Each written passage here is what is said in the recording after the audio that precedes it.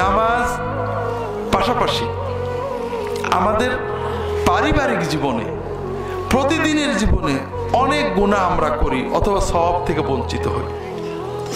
যেমন ইসলামে আল্লাহ তাআলা সবচেয়ে গুরুত্ব দিয়েছেন পরিবারকে।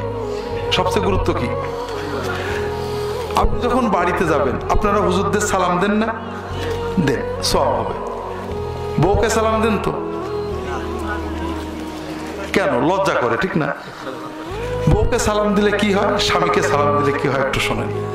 আল্লাহ রাসূল সাল্লাল্লাহু আলাইহি ওয়াসাল্লাম বলছেন, ইয়া বুনাইয়া ইযা দাখালতা বাইতাকা ফাসাল্লিম আলা আহলিক ইয়াকুন বারাকাতান আলাইকা ওয়া আলা আহলি বাইতিক।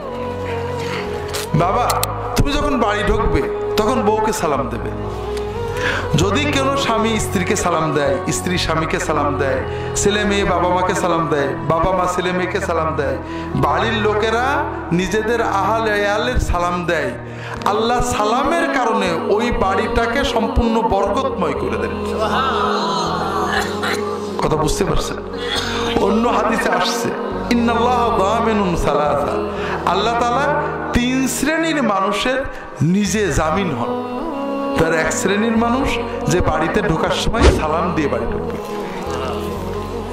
তাহলে নিজের স্ত্রীকে সালাম দিলে, স্বামীকে সালাম দিলে সালামের যে সওয়াব তো পাবই, সালামের যে দোয়া তো পাবই, উপরন্তু বরকত হবে, হেফাজত হবে।